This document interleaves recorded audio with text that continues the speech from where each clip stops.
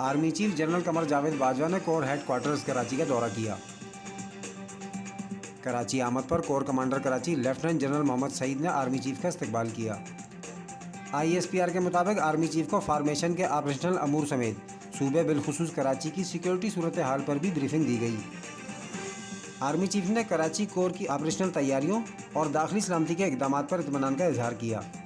Army chief ने क़याम अमन के लिए सिंध रेंजर्स की खिदमत और कुर्बानियों के साथ साथ कराची ट्रांसफार्मेशन प्लान के नफाज में तमाम शराकतदारों की हम आहंगी को भी सराहा। आर्मी चीफ को कराची ट्रांसफार्मेशन प्लान पर अमल दरामद में सिविल इंतज़ामिया के ताउन के बारे में आगाह करते हुए बताया गया कि formation FWO NLC NDMA Karachi की बेहतरी में कलीदी किरदार अदा कर रहे हैं। कराची को शहरी सैलाबी सूरत हाल से तहफ़्फ़ुज़ और कराची के मौजूदा बुनियादी ढांचे को बेहतर बनाने के लिए काविशें जारी हैं।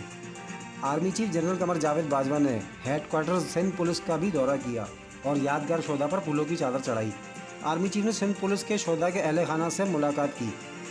आर्मी चीफ ने शोधा और लवाहिकीन की लाजवाब कुर्बानियों को खराज अकीदत पेश किया और शोधा के लवाहिकीन को पाक फ़ौज की हर मुमकिन हिमायत का यकीन दिलाया।